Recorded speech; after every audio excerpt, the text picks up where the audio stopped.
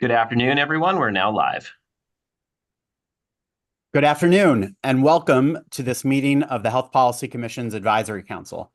I'm David Seltz, the Executive Director of the Health Policy Commission, and I'm pleased to welcome all of the members of the HPC Advisory Council to this meeting. I'm very pleased to also welcome the Chair of the Health Policy Commission, Deb DeVoe, who is with us today. Good afternoon, Deb. And members of the public who are watching this meeting on our YouTube channel, welcome, and thank you for being engaged in the work of the Health Policy Commission. We have a very, as always, packed agenda today, and I'm really excited to be able to engage with Advisory Council members and solicit your input and feedback on the work of the Health Policy Commission.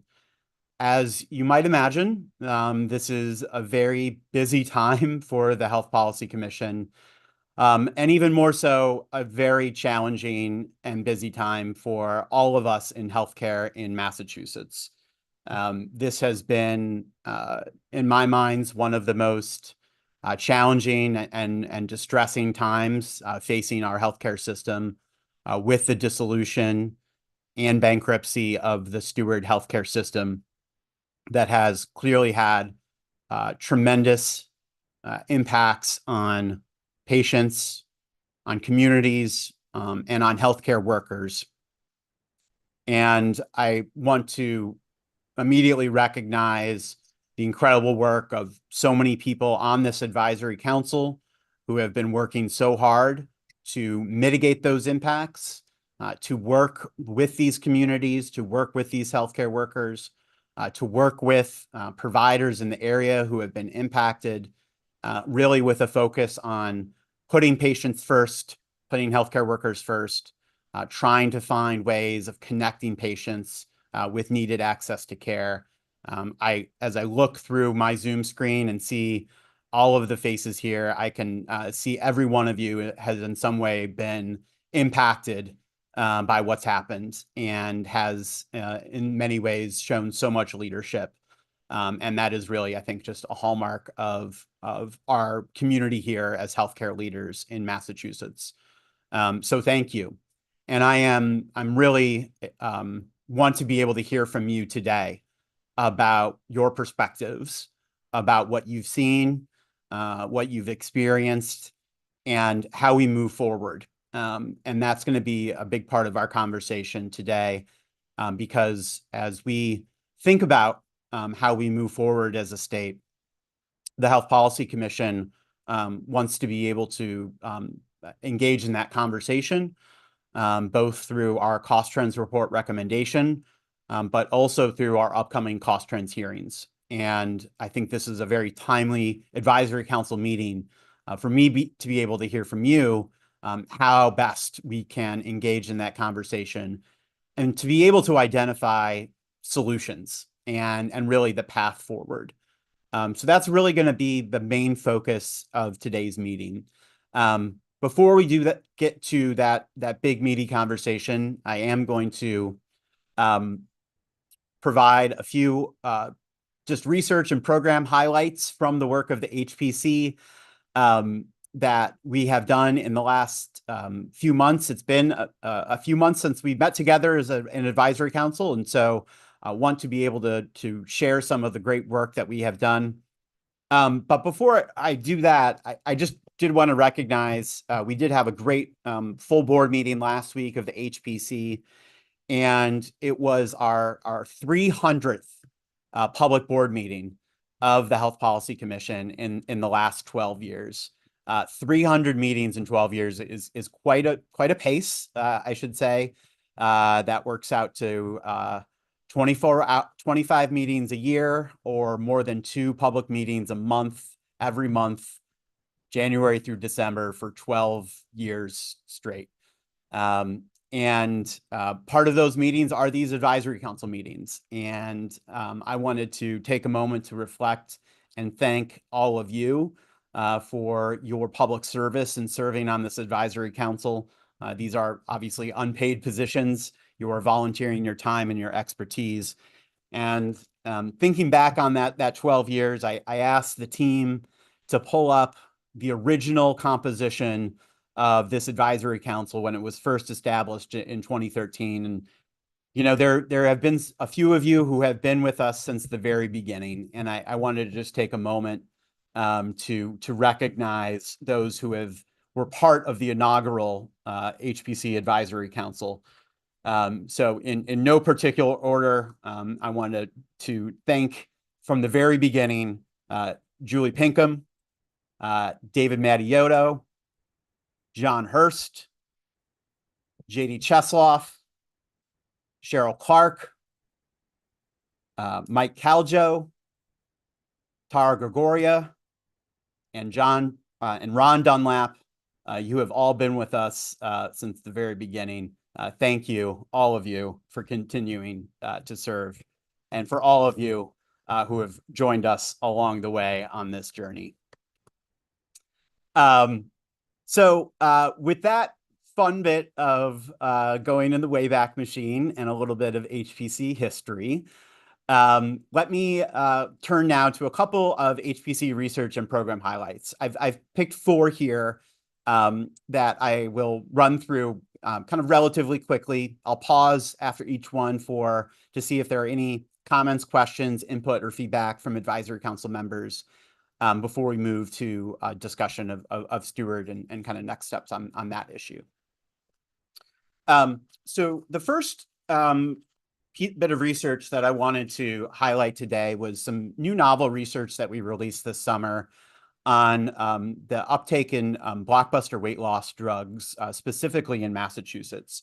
So this was a data points, which is our kind of online interactive data series that we publish on a regular basis on our website, that was examining the trends in these weight loss drugs, otherwise referred to as GLP-1 prescriptions in Massachusetts. These are obviously an increasingly popular class of medications that are used to treat type 2 diabetes and increasingly obesity. And the FDA has recently recognized their efficacy, particularly in the obesity space, and has seen that they have more clear efficacy than past drugs that have been approved for obesity.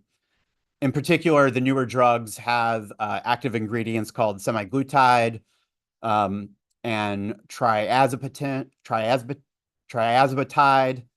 often called by their brand names, Ozempic, Wegovy, Mounjaro, Zepbound, which have resulted in an average weight reduction of 10 to 20% in clinical trials.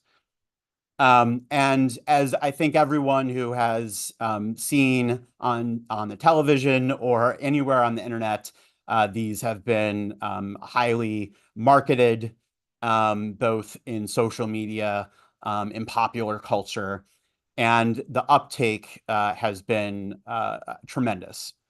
And so we wanted to try to understand this emerging trend and what the impacts may be specifically here in Massachusetts, and what we might expect in terms of impacts on costs and utilization here in Massachusetts.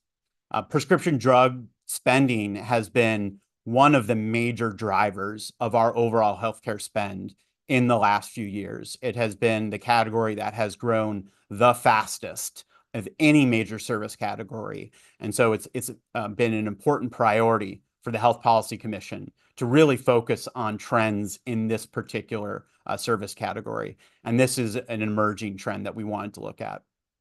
All right, so just to show 2 quick findings that we found, or three quick findings on the next slide. Just the uptake in the number of prescriptions in the commercial market. You can see a clear doubling and increasing rate of the number of prescriptions for these GLP-1 drugs, between a 7-fold increase that we found between 2018 and 2023. And we see this across the commercial market. In the last year, we saw a clear shift in the prescription of these drugs to the semaglutide drugs, which are the newer drugs more oftenly prescribed for weight loss. And we did see this data also in our in the GIC market as well. We have this data through September 2023, so that's about a year ago. We expect this trend, even in the last year, to continue to increase at quite a rate. On the next slide, we examined the price of these drugs. And you can see here the price for the different brand name drugs here ranges from around $900 for a 1 month supply to $1,300 for a 1 month supply. I will note these are the gross prices. The manufacturers of these drugs will tell you and have testified, I think even this week before Congress, that the gross prices are not reflective of the true price of these drugs, as they have offered rebates to these drugs. I have every reason to believe that to be true. However, there is obviously a lot of opaqueness and lack of transparency around the rebates that are being offered for these drugs. And so, again, we have made many recommendations over the years for increased transparency and oversight of the pharmaceutical market. And without that transparency, it's difficult to understand exactly what the net rebates here are. The manufacturers, even this week before Congress, have pointed their fingers at the middlemen, which are the pharmacy benefit managers. Again, here too, we have called for some increased transparency to help us get to perhaps the truth of what the cost of these drugs are. But nonetheless, we can see that there is a cost of $1,000 a month, and with the highest drugs being for the drugs indicated for weight loss, Wegovy and others. Next slide. And when you add all of this up, the increased utilization, the prices of the drugs, what we found and projected was around $270 million in commercial spending in 2023. And we expect this number to increase in 2024 and in 2025. This was a doubling of the amount spent on these drugs from 2022. So as we continue to see increases in utilization of these drugs and at those price points, we can expect to continue to see an increased impact on overall spending and therefore an impact on premiums and costs. As you can see on the right-hand side of the slide, just these drugs in 2023, or in 2022, I should say, accounted for 5% of pharmacy spending. In Massachusetts, there are 1.5 million people who have obesity. That represents a significant pool of patients. Health advocates have called for there to be greater access to these drugs, while some employers and health plans have increasingly put barriers to access to these drugs, citing some of the potential costs. And increasingly, there are new clinical trials in place to try to understand what the long-term benefits of these drugs could have on healthcare spending, on health outcomes, and on affordability and financial sustainability. So this is, an area. Thank you, Liz. A great question about the demographics of who is prescribed these drugs. We had in our data analysis, this was the commercially insured market. And so we were able to look at a little bit about who was more likely to be prescribed these GLP-1 drugs.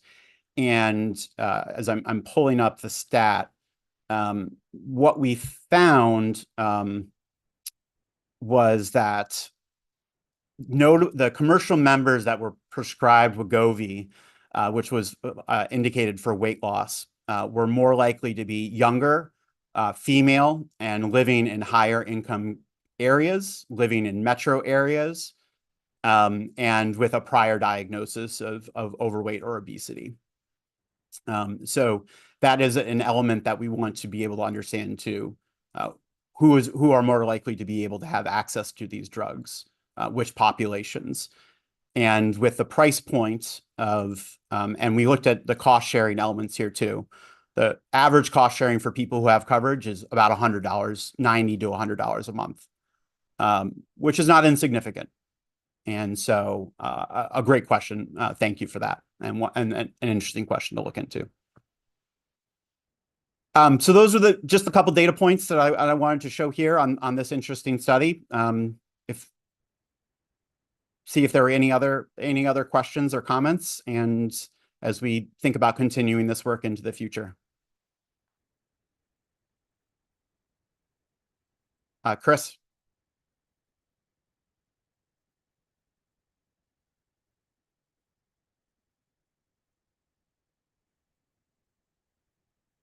You're on mute, Chris. Hi, sorry. One of the things we have to think about in the short term is that it's an investment in our employees and our communities. And there is a cost to it, but if we look out long term, there is a lower incidence of chronic diseases that impact the system at a high cost rate, like obesity, heart disease, diabetes, hypertension. So, it's one thing to really think about investing, and in our organization, we've chosen to invest in supporting employees on this journey with the hopes that 8 to 10 years, maybe sooner down the line, our total healthcare cost will go down because won't be battling with the chronic diseases that obesity creates. So I think it's something just for all of us to consider, not just the short-term expense, but how this could really help us 5, 8, 10 years from now. Absolutely. Thank you, Chris, and thank you for that point. And Julie, thank you for making a similar point in the chat as well. As we've been looking at the studies, and there are a lot of studies being conducted right now to answer that very exact question. What can we expect in terms of some of the long-term ROI? And frankly, right now, the evidence is still being gathered about that. But the hypothesis is certainly clear, and we do have evidence of being able to manage obesity and weight having significant health benefits. And so we can make that logical connection. What we want to see from the science is the connection between these prescriptions to that.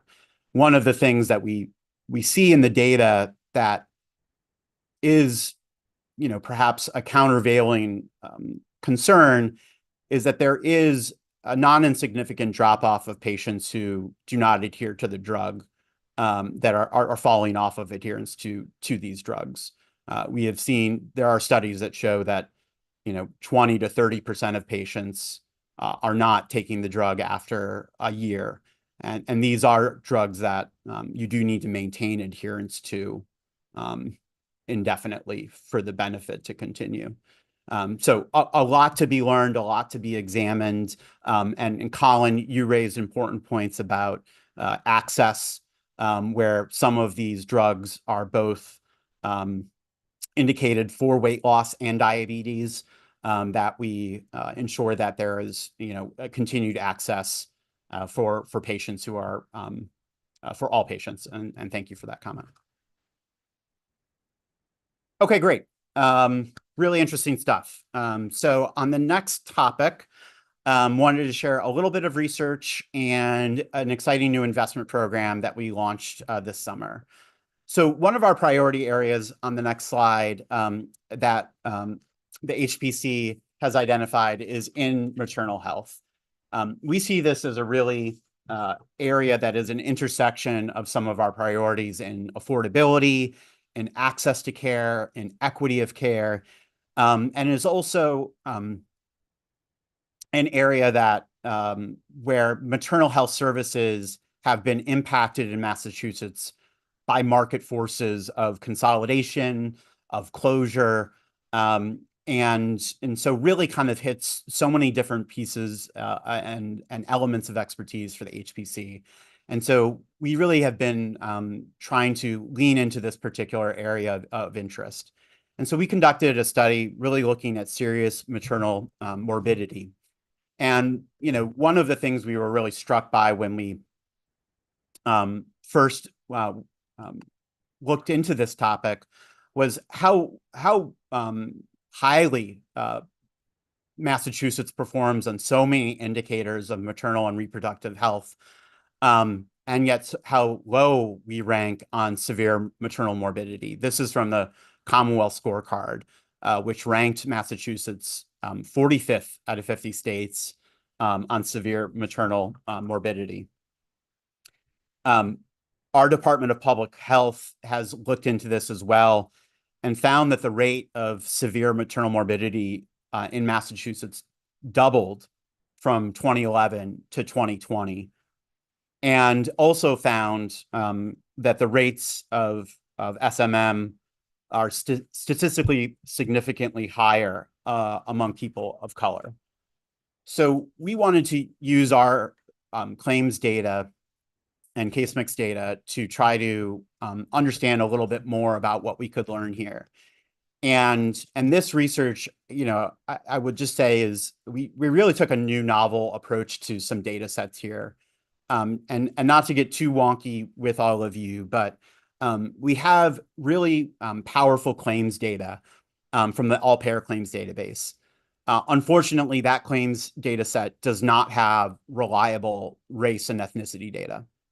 We also have really incredible hospital data, hospital discharge data that does have reliable race and ethnicity data. And what we did for the first time with this research is able to match those two data sets so that we were able to match that claims data and the hospital discharge data on a patient level basis to be able to basically import some claims information to those patients and be able to bring that race and ethnicity data and connect it to claims data.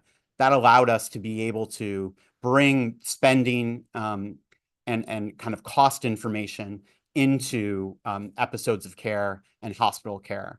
And so I'll just show a couple of our findings from this work on the next slide.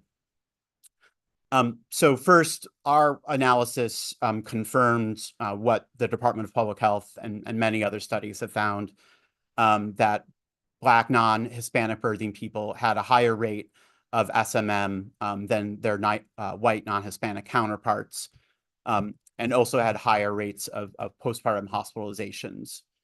You can see here the differences by race and ethnicity of these groups, 2.5 times higher than white birthing people. Next slide. By bringing in the claims data, we were then able to understand more about the impact on cost.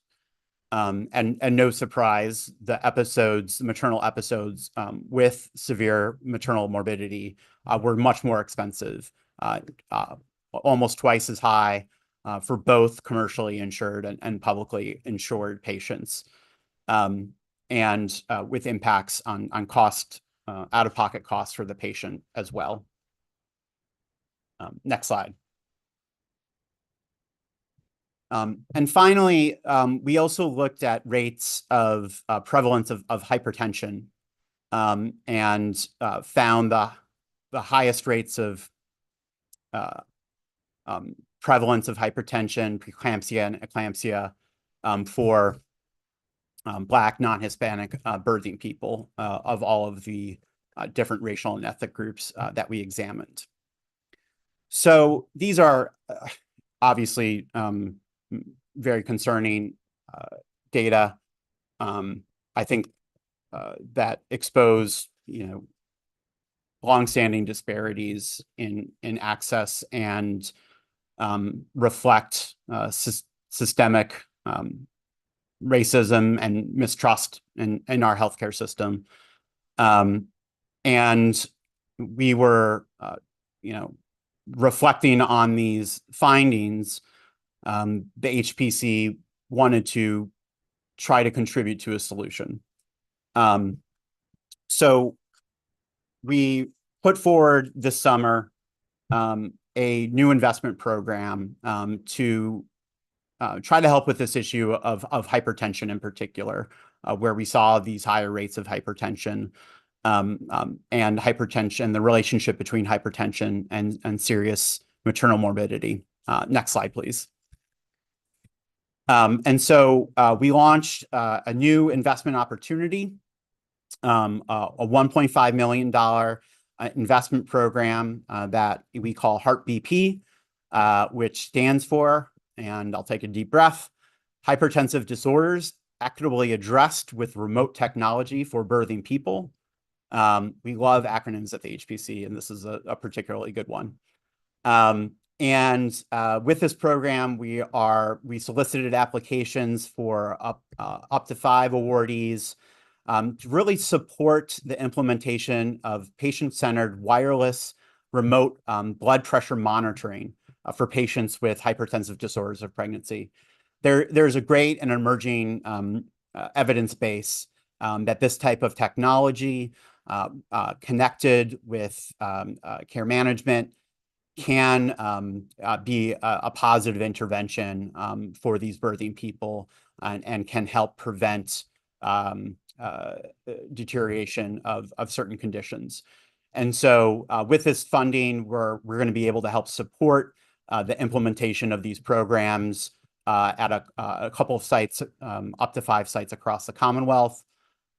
We are doing this very cognizant of the work that the administration is doing in their advancing health equity in Massachusetts, and very much in parallel and coordination with their efforts.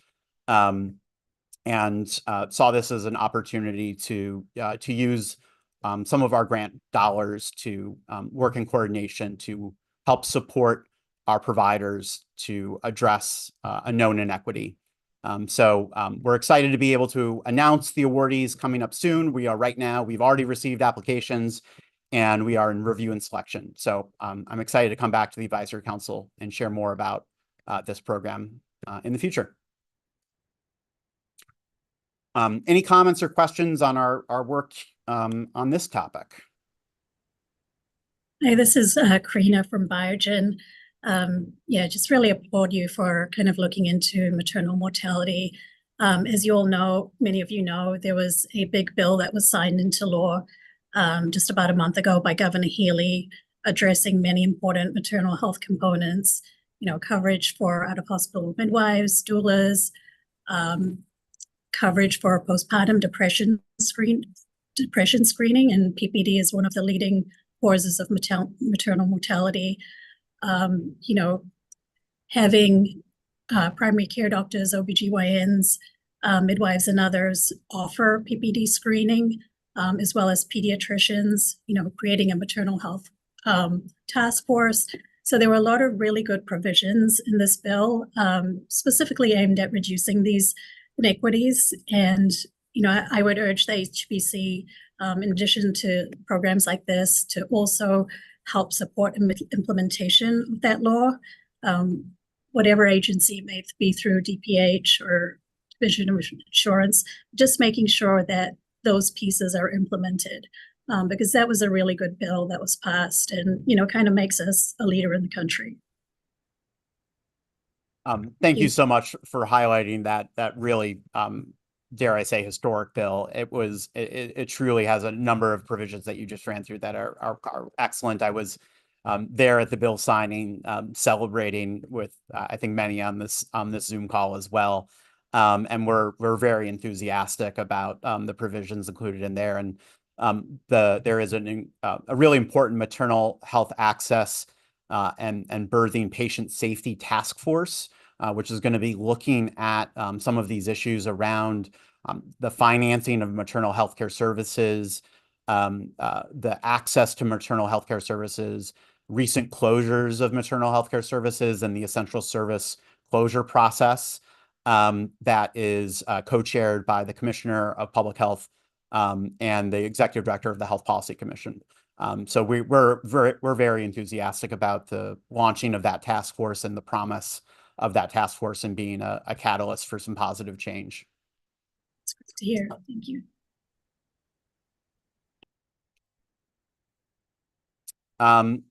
Okay, moving on to our third pop up a little highlight for you. We're pleased to announce the establishment of a new behavioral health workforce center at the Health Policy Commission.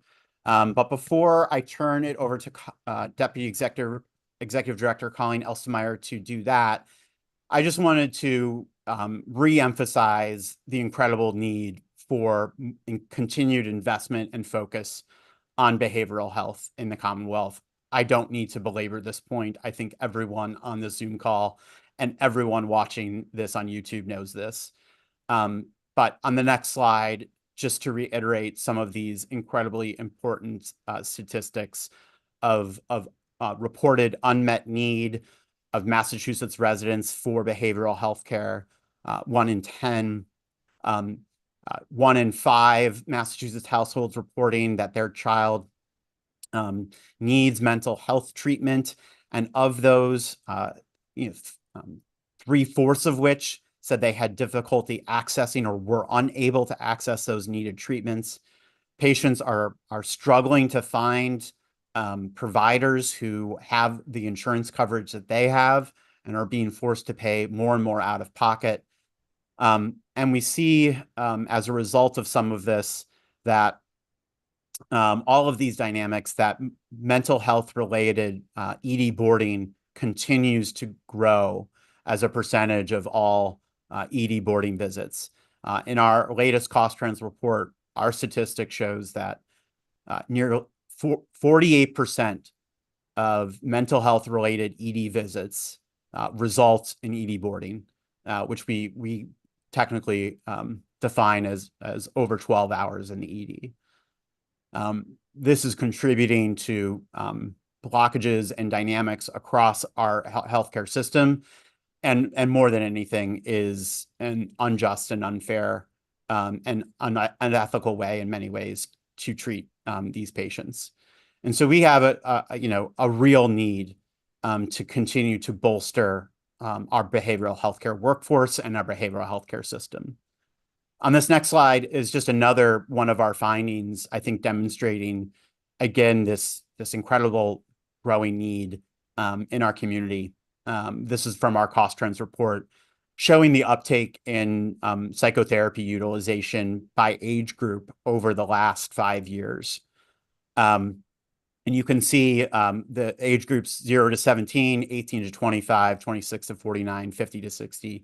In each of these age groups, you can see significant increases in the rates of utilization for this service, but most pronounced in the 18 to 25 age group, a 100% increase in the rate of psychotherapy utilization from 2018 to 2022. And you can see in the shading how much of that shift has gone to telehealth. So an incredible demand, especially among our young adults seeking help. And so this is such a timely announcement and such a timely need. And so I'll turn it over to Colleen to tell you a little bit more about what we're planning to do next. All right, great. Thanks, David. So on the next slide, yes, we have a new initiative at the HPC's Behavioral Health Workforce Center. We launched this officially this summer in partnership with the Executive Office of Health and Human Services. So many of you on this call have been advocating for this work, and we are really proud to be able to bring it to fruition now. For those of you who don't know, the goal of the Behavioral Health Workforce Center is to strengthen the state's capacity to identify and respond to current and ongoing behavioral health workforce needs. So answering the questions from a research standpoint of how do we recruit and retain and develop a diverse, experienced BH workforce that can really provide the linguistically and culturally tailored care across the Commonwealth, especially to our underserved and our rural communities. So this new center, it's housed at the HPC, but it's really a part of the Haley Driscoll administration's comprehensive suite of BH workforce initiatives. So yes, we're establishing a center. First things first has been to hire staff. Amy Doyle, who's on this call, she's our inaugural director of the center. Many of you have already heard from Amy. And then, yes, more stakeholder engagement, more, and of course, kicking off the research activities of the center, such as identifying critical data needs that we have to be able to conduct this work. So yeah, those are our top initial priorities. And then on the next slide, just talking a little bit more about what the goal of the center is, the mission to gain insight into the workforce crisis in Massachusetts, the BH workforce crisis in particular, and using those lessons to advance evidence-based strategies and policy recommendations for state policymaking. So to really strengthen the state's capacity to ID and respond to behavioral health workforce needs. Want to, of course, acknowledge all the private and public work already happening in this space. So many of you are working really hard at the HPC. You all know we understand the importance of working alongside our interagency partners and healthcare stakeholders to support the ongoing work as we all push towards the goal of retaining and developing this a diverse and experienced workforce. So on this slide is just a brief list here. I just included some of the examples of policy solutions that the center will explore. We're talking streamlining licensure, expanding the role of skilled non-licensed professionals, fostering new partnerships between the state and academic institutions. So this is really early days, but those are just some of the things we'll be looking at. And finally, next steps.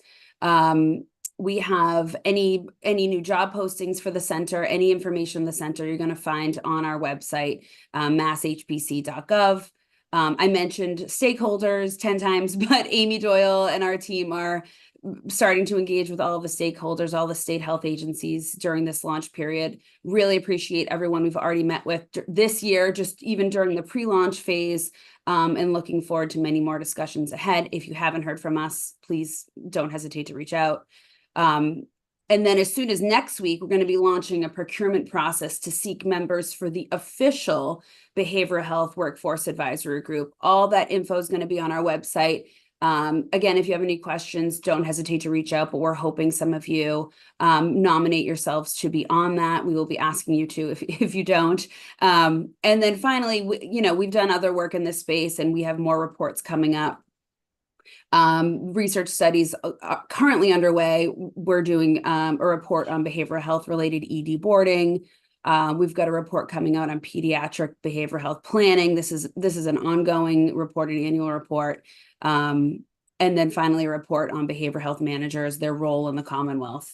That's coming out as soon as next week. So happy to take any questions. Turn it back over to David. We're really committed to this important work. Look forward to collaborating with everybody in this space and supporting the efforts of the Commonwealth to bolster this really important workforce. So thank you, David.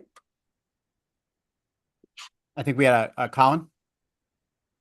Fantastic. Thank you, David. And thank you, Colleen. This is a really exciting project, and I think definitely we'll be in touch about the advisory group. I know I've been a broken record on this subject, but I hope that these workforce efforts will include trying to get more certified peer specialists involved and get more patients access to these. We actually just completed a multi-year research project with the Lurie Center at Brandeis on the importance of peer specialists. And we interviewed care coordinators for Mass Health Managed Care plans, and a decent number of them did not know what peer services were, did not know how to refer people to peer services. And given that these have tremendous impacts, in fact, for some people with mental health diagnoses, they show better results than traditional therapy. I think it's really critical that those folks get access. So wanted to chime in on that. Yes, absolutely. We'll definitely appreciate that. And if you could send me that report you did with Brandeis, I would appreciate that too. Thanks. It's not totally written yet, but I will get it to you when it's good. Thanks. All right, great. Thank you, Colleen. And then finally, our last quick hit here was wanted to highlight for all of you in the public a policy brief that we released this summer on the topic of private equity in healthcare. This is obviously a topic that has become top of mind for all health policy people across the country as private equity in healthcare has grown substantially. And increasingly, questions have been raised about what is the impact of this form of financing specific in healthcare. So we at the HPC wanted to do a deep dive on this issue and to really be able to answer for the public in this kind of initial white paper, some kind of baseline background questions, just to describe what are the unique financial strategies used by private equity firms, review some of the literature that is out there about private equity's impact on healthcare outcomes. And then we conducted a really kind of new and novel analysis of what we can learn and understand about private equity's involvement in healthcare in Massachusetts over the last decade. And then finally, in this policy brief, we summarize some potential policy approaches to enhance transparency and oversight. So I'll share just a few of these findings from this policy brief. On the next slide, just as an overview, again, of this important point, this has really been a kind of a rapidly growing form of investment in healthcare. Important to distinguish private equity from other types of investment, venture capital investment, even for-profit types of structures. Private equity firms, and there are many different flavors of this, and so I'm painting with quite a broad brush here. But private equity firms, funds, they form funds to make acquisitions with the goal of improving the acquired company's financial performance and value, and then selling the company for a profit within a short timeline, typically 3 to 7 years. They often employ a variety of unique strategies that may be considered anti-competitive or destabilizing, including strategies like leverage buyouts, sale of real estate assets, and then a leaseback, debt-funded dividends, and roll-ups of certain markets. There is a lack of transparency, both nationally and at the state level, of many of these activities. But the investments have grown substantially, and the amount of annual deals has grown into hundreds of billions of dollars. And Julie helpfully points out this is not just a concern in the healthcare space, but in many other sectors, the human service sector as well. Thank you for that. Next slide.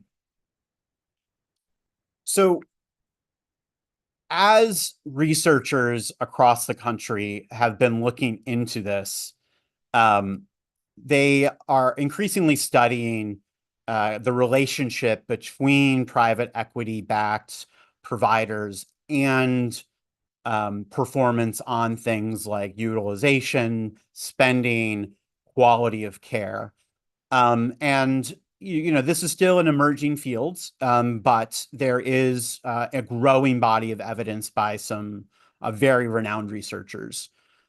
So on the utilization and spending side, researchers have looked into the relationship between PE investments in provider settings such as nursing homes, ASCs, hospitals, physician practices.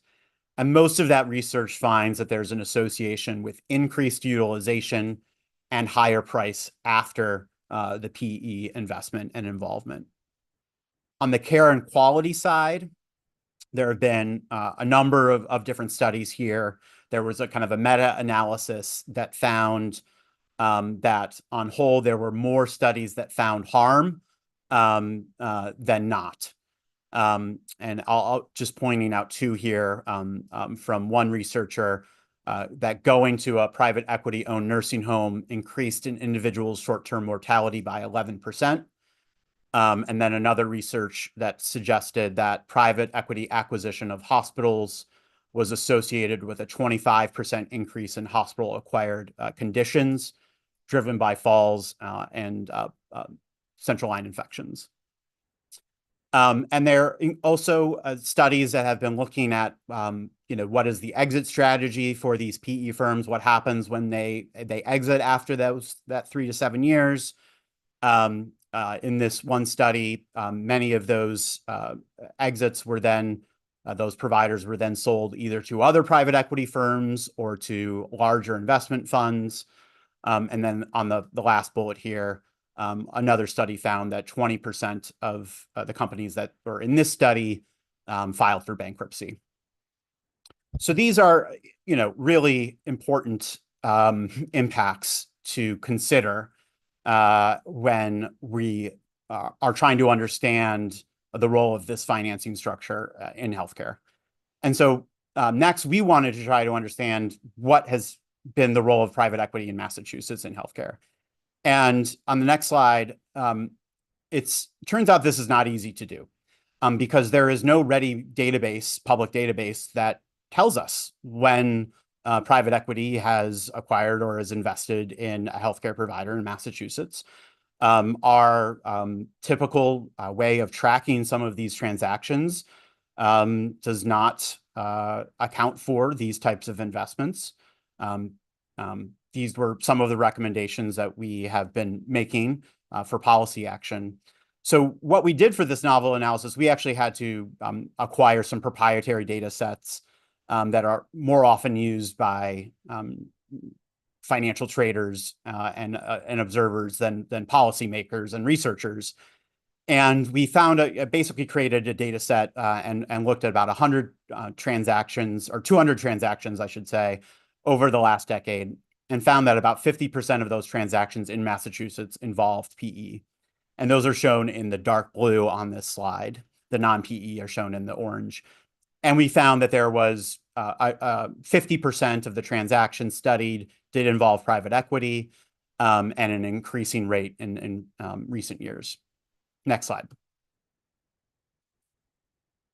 Then we looked at this by kind of sector.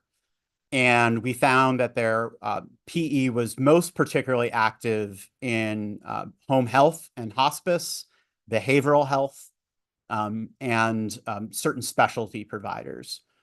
So you can see here again in the dark blue, the PE investments in those particular areas. Some of these areas are fragmented sectors where there may be a strategy of acquiring a number of these different providers for a roll-up strategy is what that's called. And so we saw here, again, some trends. These are all Massachusetts-specific data. Next slide. So maybe let's go back one slide, and I'll just pause there. There's a number of other important data points in that white paper brief in Massachusetts. We do plan to continue to update this data as well as we continue to move forward.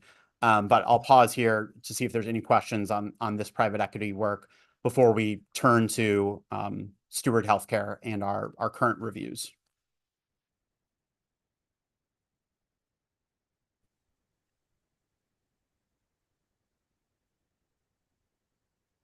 Donna, did you have a question?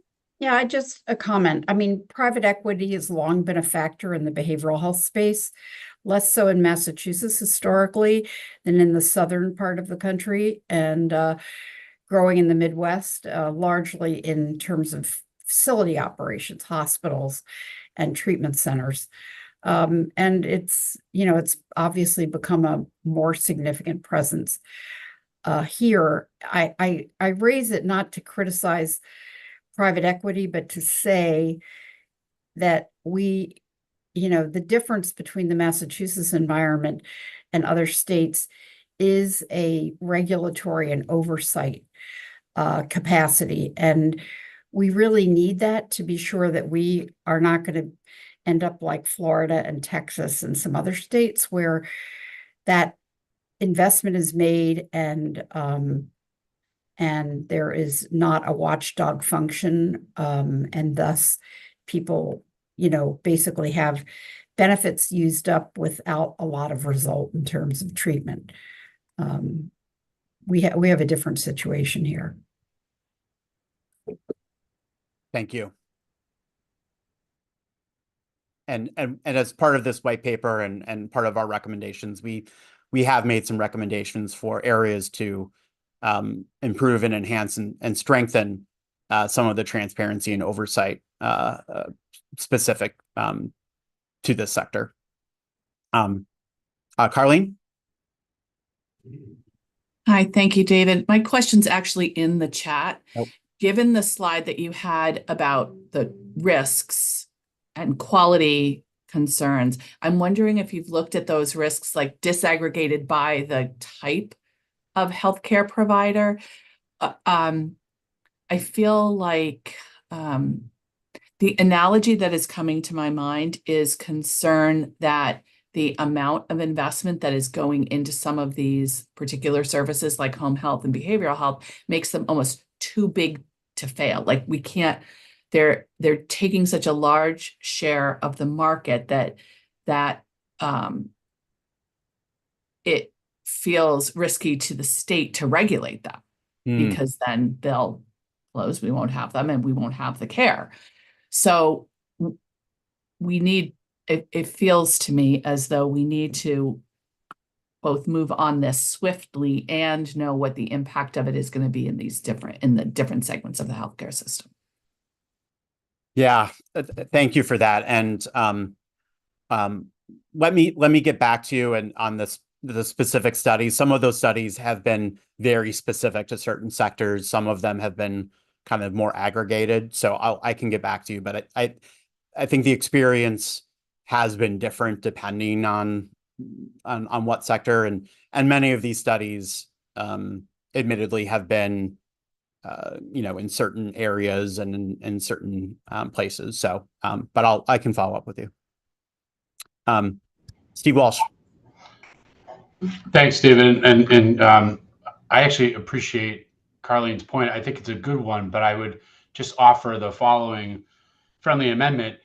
If we had made more investment in long-term care and behavioral health and nursing homes, then there wouldn't be a need for private equity dollars, and there wouldn't be an opening for companies that are looking to do the wrong thing, more traditional portfolio companies like we're seeing in this stewardship transaction, to come into the Commonwealth and take advantage. So it's a self-made problem when we underinvest in our own resources. And I remain very concerned that we're starting to see that trend happen in our traditional hospital provider market now. And the only caution around additional regulation is, as you'll, I'm sure, point out in the Steward deal, they weren't following regulation anyway. So any additional supplemental regulation or increased scrutiny by a company that doesn't care about following the rules, and as someone who has sued them many times, David, you know this, it actually intends to harm and inhibit the ability for those that are playing by the rules in the market to thrive and survive, as opposed to those who have never intended to play by the rules that you and the legislature create. Thank you, Steve.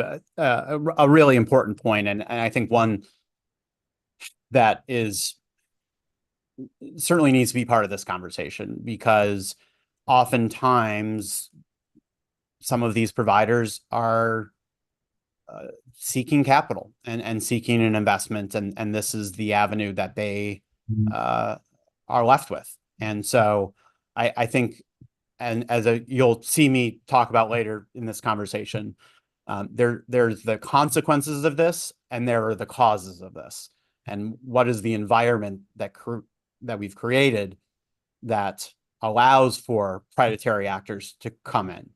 And I think we need to think about how we address that as well. Dr. Dunlap.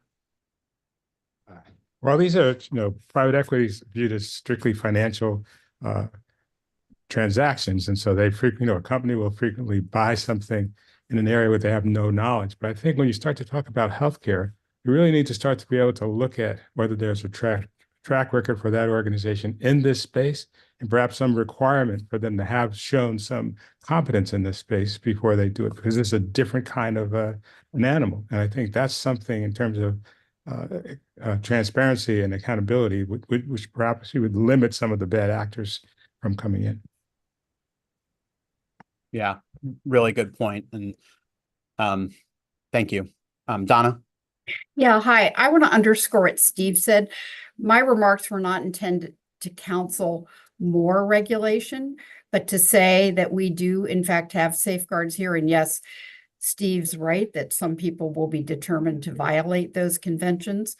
The other thing I wanted to point out is that we have a lot of very responsible players here. And I know this looks like a lot of transactions, these 28 transactions, but some of these are, I assume, are private equity investment in things like digital behavioral health tools and supports and that type of thing. This is not just like hospital beds and treatment centers, I assume. Is that right?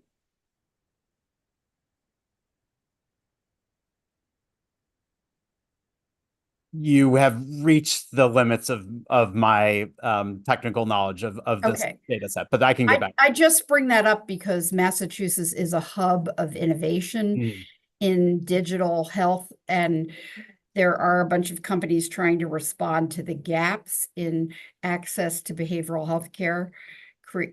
Another self-created problem, as Steve points out, because our rates are so low, it's hard to keep the workforce available to people. It may be that that's in the mix here.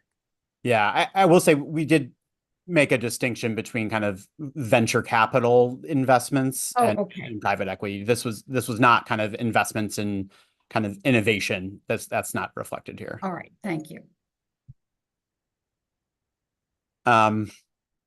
Well, thank you. Those are really great comments, and I think we'll continue to have this conversation as we move forward. I wanted to shift now from those updates to give you all an update, which I gave to the board, my board last week, but do want to take this moment, as this is a particularly important moment in time, just to give you an update on where we are with the Steward transactions, HPC's role in reviewing those transactions, and where we're at with the timeline. We are in active review of a number of transactions, so what I'll be able to say about our findings on those reviews, as you might imagine, is going to be quite limited, but I am here to hear your thoughts, your comments, and your questions, as always. So first, just wanted to walk you through a little bit of the timeline of events of the last couple of months, and the filings that we've received. We first, HPC received a material change notice for the sale of Stewardship Health, Inc., which is Steward's employed and contracting network, physician network group, to Rural Health Group through its affiliate, Brady Health Buyer, on August 15th. And on August 22nd, the bankruptcy court approved this sale. On August 31st, two of Steward's hospitals, Kearney and Neshoba Valley, closed with court approval after it was reported that they did not receive any qualified bids. On September 4th, the court approved the sale of the other 5 Steward hospitals in Massachusetts to 3 other buyers, St. Anne's and Morton hospitals to Lifespan, St. Elizabeth's and Good Samaritan to Boston Medical Center, and the 2 campuses of Holy Family to Lawrence General. We received material change notice filings for these 5 hospital acquisitions between September 6th and 10th, and we received an MCN filing related to the employment of physicians related to St. Elizabeth's and Good Samaritan by BMC on September 16th. The parties filed determination of need applications for the hospital acquisitions on September 9th and 11th. And we understand that the hospitals are hoping for a closing date of September 30th, and we are currently reviewing these MCNs as expeditiously as possible with that date in mind. We do understand that the determination of need applications were approved earlier this week. We understand that the Attorney General's office indicated earlier this month that they have completed their review. And so we are still on open review with these transactions. Next slide. So just to give you a little bit of a visual here, this map shows the location of the Steward hospitals involved in the current sales in blue, and the hospitals of each of the acquirer. North of Boston in the squares, you can see the two Holy Family locations and Lawrence General Hospital, the proposed acquirer of these locations. In Boston and just south of Boston, in the triangles, you can see St. Elizabeth's, Good Samaritan, and Boston Medical Center.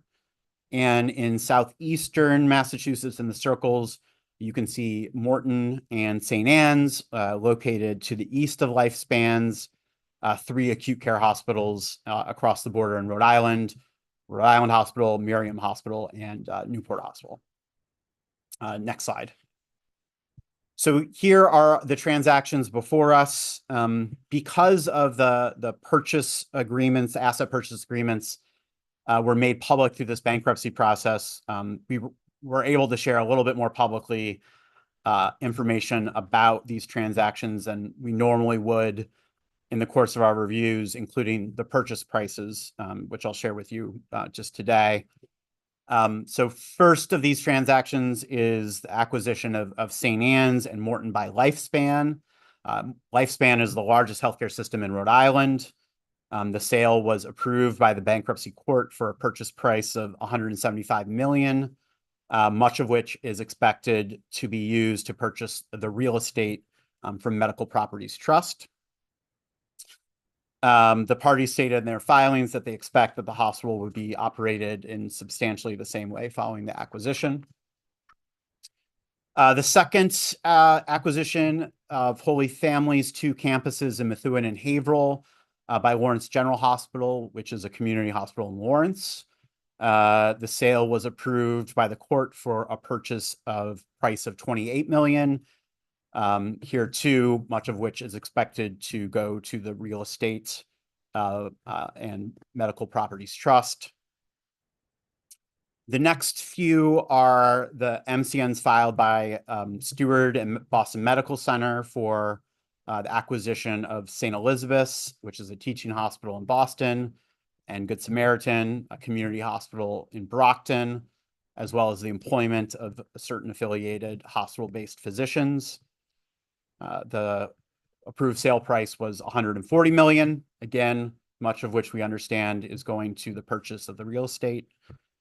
And then finally, HPC is reviewing the proposed sale of Stewardship Health, Inc., which I said earlier is a subsidiary of Steward Health System and is the parent of Steward Health Medical Group, which employs primary care physicians and other providers in Massachusetts, as well as in 8 other states. The sale of these entities to Brady Health Buyer, which is an affiliate of Rural Health Group, which is a subsidiary of a private equity firm, Kinderhook Industries, was approved by the court for a purchase price of $245 million. For that last transaction, the parties hope to close by October 30th. And as with the hospitals, we are working expeditiously to close, to conduct all of these reviews. So this is what's before us right now. As I told our board members, this is the most transactions we've had before us. In perhaps some good news, or in a good way, I think we anticipated some of these new buyers earlier in the summer. And so we have been conducting thorough reviews for quite some time now, and have an incredible team that has been really doing an incredibly thorough and diligent job on behalf of the public in these reviews. So we are hard at work, and I'll pause here to see if there are any questions or comments from the advisory council on this process and our role. David Mariotto. Thank you, David. Just a quick question. Does the governor's eminent domain with Saney's. Is that still in effect, or is that like a moot point now? I'm going to turn that to our general counsel, Lois, to see if she has an update on that.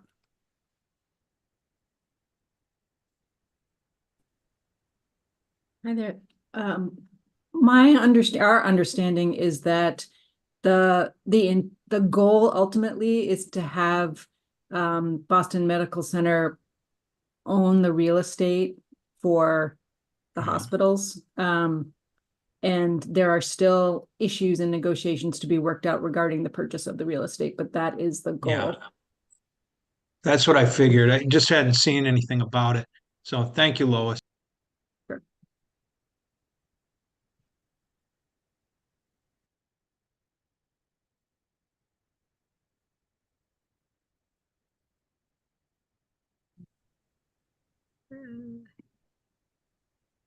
Julie?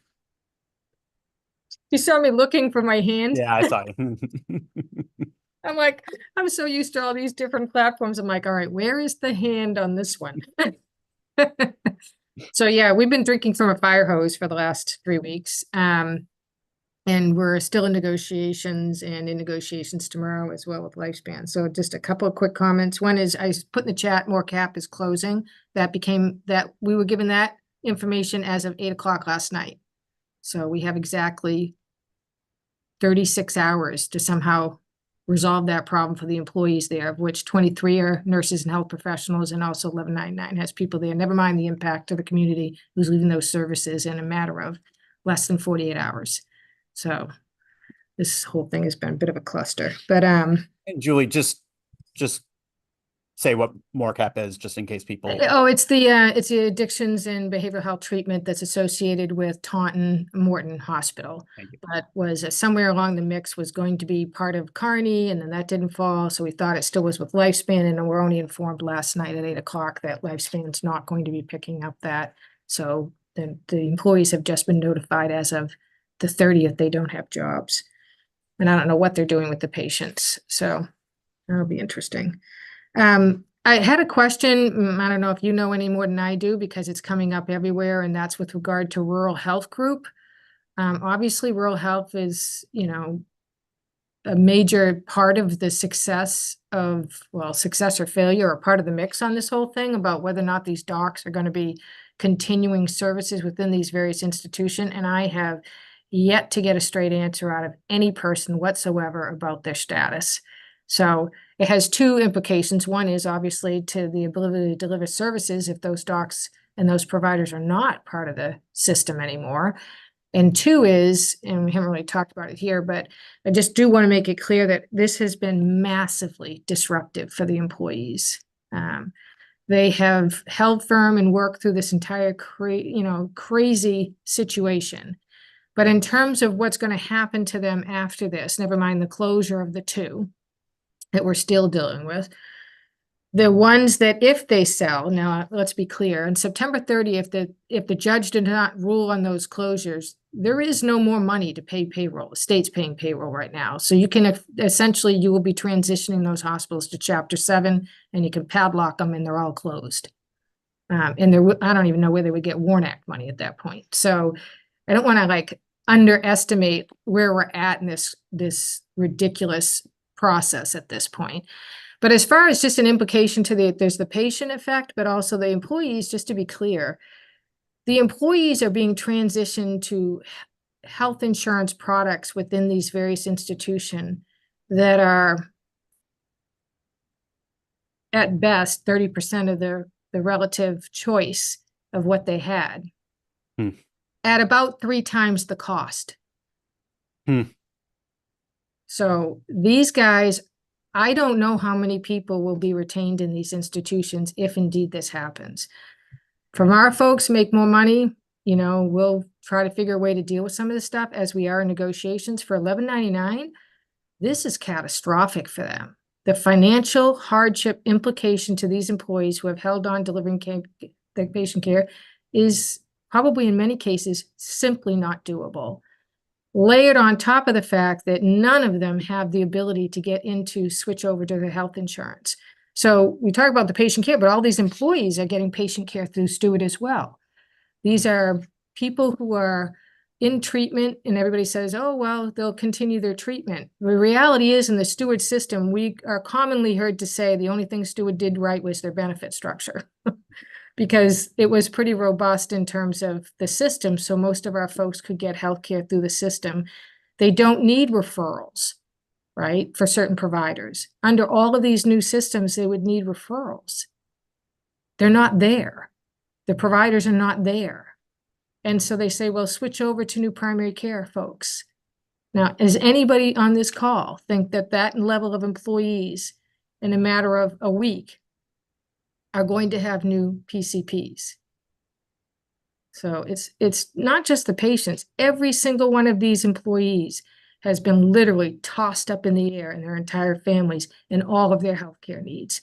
And they are going to be hosed, frankly, for about 3 times the cost with no adjustment in their salaries.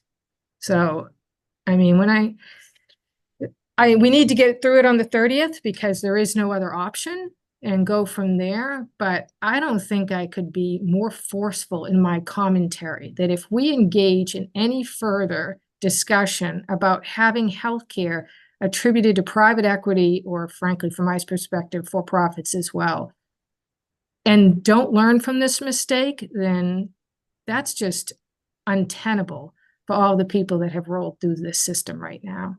So I'll leave it at that. We're bargaining today and we're bargaining tomorrow, and I guess we'll be doing this until we're done. But Well, thank you, Julie, and thank you for the thoughts and commentary and perspective, and the disruption that you have articulated for the employees, employees as patients, employees, being disrupted in their own care, thank you for really laying that out. I appreciate that. Let's be in touch. Dr. Dunlap.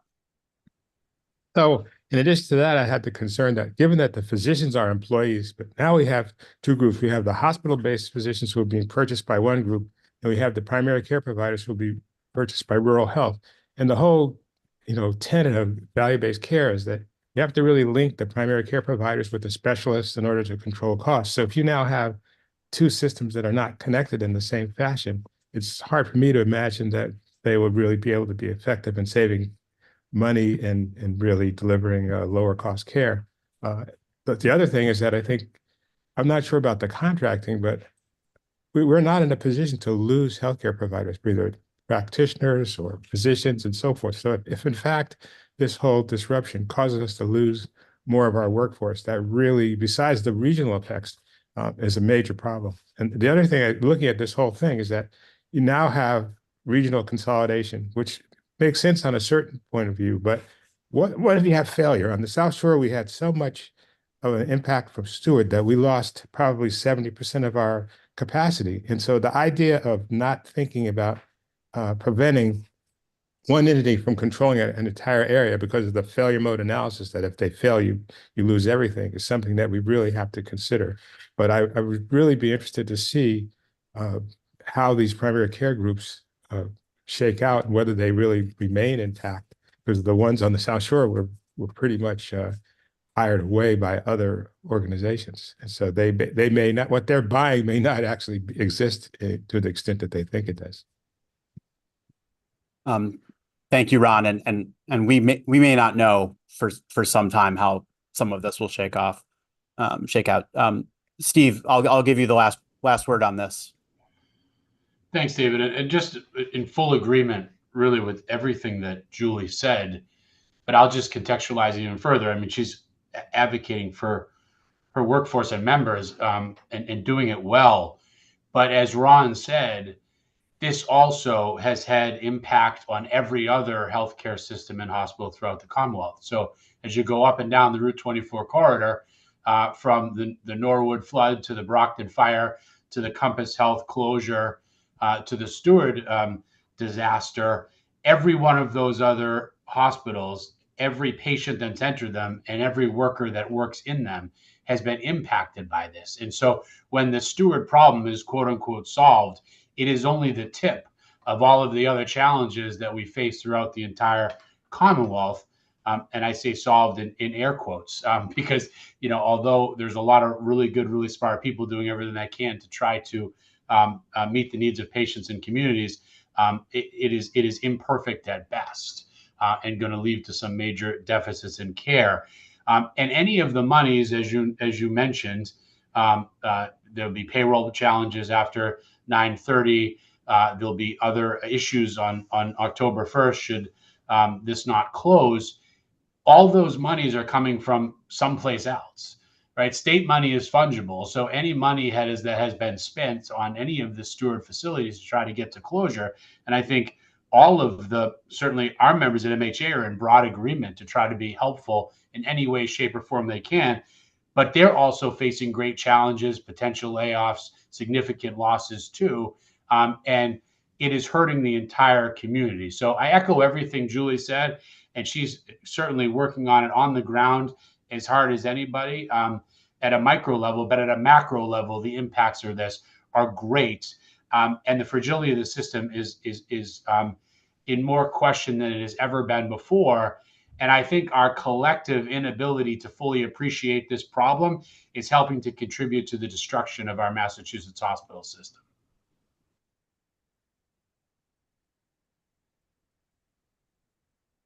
Thank you, Steve. And in fact, that's a nice tee up for perhaps our final 10 minutes of conversation today, which is wanting to hear from you, and recognizing that there's 10 minutes left.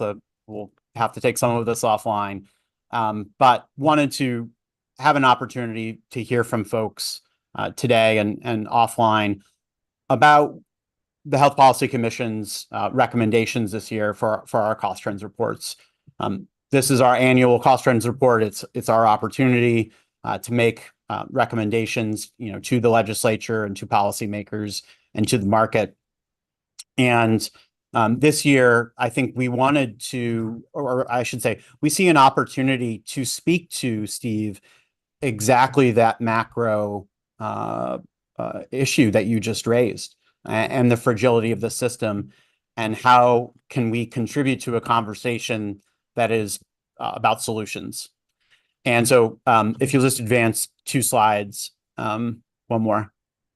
So this was a slide that I showed to the HPC board last week, just to tee up a conversation about where we might go with a recommendation this year, really speaking to this moment, as many of you have done today, about the reflection of this toll that has been having on our entire healthcare system, and an opportunity to think about what are the policies and reforms and changes that need to happen, not only to address these consequences, but also the causes and the environments that led us into this situation, and that can help us rebuild a more stable healthcare system that is equitable, affordable, and puts patients first.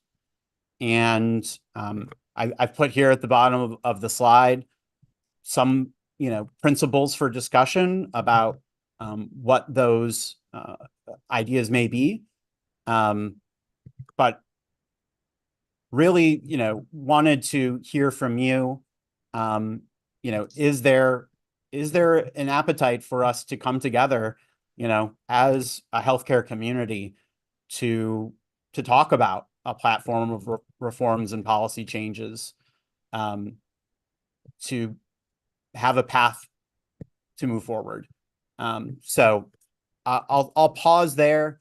I know that we're running out of time, and I know that this is kind of a big topic, but appreciate any initial feedback and any thoughts as well. A couple of hands coming up. I appreciate it. Thank you. Laura Pellegrini.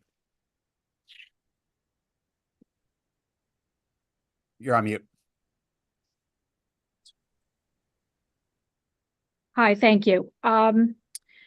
Thanks for the meeting today. I am hearing great concern from our health plans around health plan finances, around provider rate demands. I think this Steward situation, I give the state a lot of credit for the work they've done to find partners for these hospitals, but I think it's sort of been laid out, it's going to be a rocky ride, and we're all going to have to lean in and work together and not point fingers, but it's going to be difficult. But, you know, I think as the hearings are approaching, I think as someone who advocated for hearings under oath many years ago, I think it's a real opportunity for the HPC to try to understand what's going on in the market. Our plans are facing rate request of double digits from many providers. It not consistent with a cost growth benchmark and really unsustainable because obviously premiums reflect underlying healthcare cost. What's going on in the pharmaceutical industry, their profits average, I think, about 23% a year. That is putting huge pressure on the plans to be able to deliver an affordable premium. So my request, I think, on behalf of our members is we really use these hearings as an opportunity under oath to get to a better understanding around rate demands and what is going on in the pharmaceutical sector, because it's putting great pressure on our ability to deliver premiums that are acceptable to the state. And just about every week I'm hearing from my CEOs about really excessive rate demands. Thank you, Laura. I appreciate that. Julie, and then Chris. I don't think anybody would be surprised on this comment, but I don't think the market competition model has been, I would hope everybody agree, an abysmal failure at this point. But I mean, I think we need to move to a different model. And I'm like, never mind, I've always been single payer, but I'm not going to get there yet, I don't think. But nonetheless, I do think we are at the stage of rate setting. This is like absolutely ridiculous. There are more groups at the trough now with more leverage than ever before. And I think unless we come to a forum that actually sets rates and lets the parties go in, and that includes the pharmaceutical component of this, which is huge. But I do think those rates have to be set, and they have to be set in a manner that understands the other larger principles, which is access and equity. We talk about it a lot, but I just am reminded that Kearney Hospital closed. All right, that is a Black and brown community, and they don't have greater access. And everybody says it's so close to the hospitals. Well, if you don't have a car and you're going on the T, it isn't close. And there's a lot of other avenues to that. And Neshoba is more rural. You do have rural components in this state. So frankly, I think if we're going to argue over these things and actually put the principles into a format in which a reimbursement structure is set and essentially has more accountability directly towards leveraging what we want to see come out of the system, because the have and the have-nots is growing. It's not getting less. Thank you. Chris? Dave, I think these are the right tenets for us to be focused on in the upcoming hearings. And I'm going to go back to something having sat on here, not as long as the names you named in the beginning, but long enough to know that you've been advocating for health planning throughout our state for a very long time. And we keep hearing about it in different forums. We actually need to do it. So much of what has just happened, and I'm in one of the affected areas in the Neshoba market, could have been avoided had we actually stepped back and been very thoughtful about looking at health planning so we could take into consideration things like access and equity, whether you're out in rural Neshoba or in the inner city. But we have to sit down and we have to really work together and collaborate. Continuing to pitch insurers against providers, it just doesn't work. Each of us has our struggles. The insurers and probably most of the healthcare organizations across the continuum will lose money this year. And we have to come and find the common ground that's going to allow us to raise the tide for all boats. So I really hope that what can come out of the upcoming meetings is how we can look at all the aspects that affect and impact our healthcare system and find a common ground, or at least a platform for us to begin to have productive, constructive health planning decisions. So we don't end up in this situation again. We should never, ever have to talk about what we just did with Stewart again in this state. And I do think we have to work together on this one. That's the only way we'll get anything done. Thank you, Chris. And you know we agree, and that's been one of our recommendations for many years now. And to have a proactive plan rather than always just being reactive when something goes wrong. And I think that's a great opportunity for us to come together and find that common ground. Amy Brewer, I'm going to give you the last word here. How are you? I was gonna say, I'm good. I know we're out of time. You know, just listening to this meeting, I couldn't agree with what really most everybody has said. And I think, you know, earlier today I was rounding on a patient and their family who has been in our hospital for 3 weeks. This man has had 3 strokes over the last, and he's really needs he needs skilled nursing. And he's been waiting for discharge for 3 weeks because there's no availability for a male bed, for this, for that. And all of these patients that are in our hospitals receiving incredible care from our nurses and doctors, but they're in the wrong care setting. And so I think and so there's just so much to do. I mean, you talk about maternity, you talk about behavioral health, could not agree more. And then the thing of it is, we have to figure out this reimbursement pie, because the services that we don't have access to are also the ones that lose money. Like Sturdy Health loses millions of dollars a year keeping our labor and delivery open, but we are doubling down on our support of women's health and labor and delivery because all the hospitals around us have closed it. So it's like, we do have to figure this out. And I agree. It's like, we can all get on this call and other calls and sort of blame each other's sector. But the reality is there are patients in our practices and our hospitals. And by the way, somebody said it earlier, in our communities that cannot find primary care, cannot find a therapist, we're really kind of failing across the board.